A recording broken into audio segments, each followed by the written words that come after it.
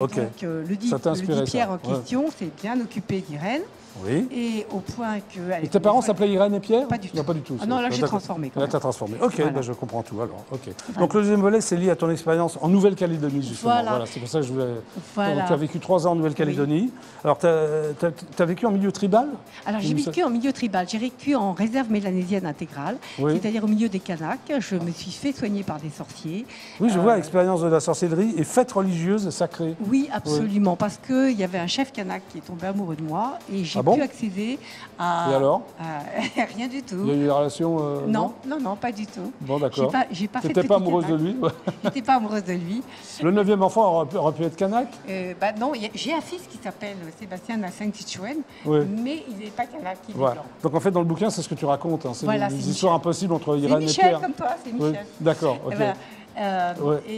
Et en fait, j'ai vécu, donc j'ai eu accès à des espèces de rituels un peu magiques où le sorcier met le chapeau au-dessus de la case de la grande chefferie. C'est un truc de fou, ça, oui. Des choses assez particulières. Tu en parles dans le bouquin, d'ailleurs. J'en parle, justement, j'en parle. Je parle un peu de ce que j'ai eu, des choses auxquelles j'ai eu accès, et puis également des rituels des sorcières dans leur case pour empêcher les bébés de se réveiller pendant la nuit. Moi, je me suis aussi fait soigner par des sorciers. Ah, d'accord. J'ai eu une expérience qui est assez inédite et que pas beaucoup de gens ont, en fait. Alors, ce bouquin, La femme qui cherchait sa vie, se passe donc dans les années 50-60. Oui, voilà, c'est ça. Pierre, le héros, a été nommé chef de surdivision des îles Loyauté. Alors, c'est quoi ça, chef de subdivision des îles Loyauté? Parce qu'en fait, dans les îles Loyauté, on mettait une sous-préfecture qu'on appelait la subdivision. Et il était chef de subdivision, c'est-à-dire qu'il était le représentant de la France dans les îles Loyauté, en particulier à Lifou où il habitait. Et là, il était chargé de construire des routes et de créer des collèges, parce qu'il n'y avait rien quand on est arrivé. C'était vraiment très arriéré. On n'avait pas l'eau, on n'avait pas l'électricité, on n'avait pas le téléphone. Il y avait des routes en caoutchouc et en corail qu'on cassait. Ah d'accord, ok. Et Irène, donc, qui est l'héroïne, est donc une Française atypique. Elle est complètement atypique. Pourquoi? Parce qu'elle s'attache à cette population qu'elle trouve extrêmement accueillante et très authentique, qui n'est pas déflorée, délabrée par toute la société de consommation qui pourrit beaucoup de choses. Et elle s'inscrit dans cette logique et elle vit avec eux. Elle devient Kanak pratiquement.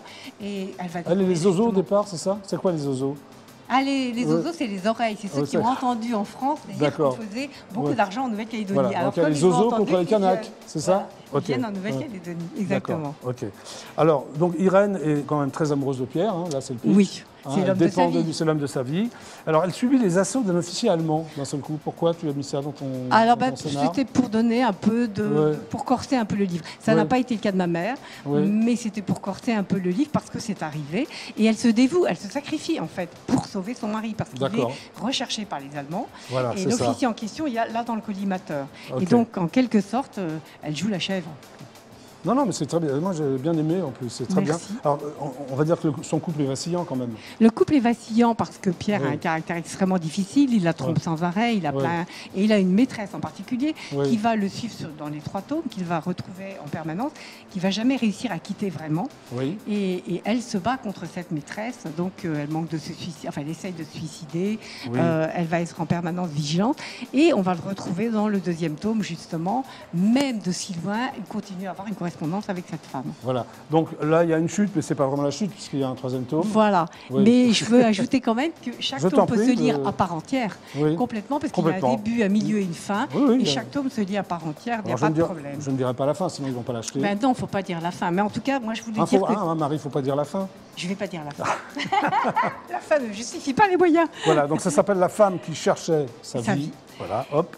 Et c'est un livre qu'on peut emmener pendant les vacances à la plage. Ah bon? Ah bah oui, ça tombe bien. Oui, parce que c'est bientôt les vacances. C'est les cocotiers, c'est les plages, c'est la lagon de Nouvelle-Calédonie, c'est tout pour les vacances. Et c'est un bouquin à emmener à la plage avec soi en vacances. Bon, bah Marie, merci.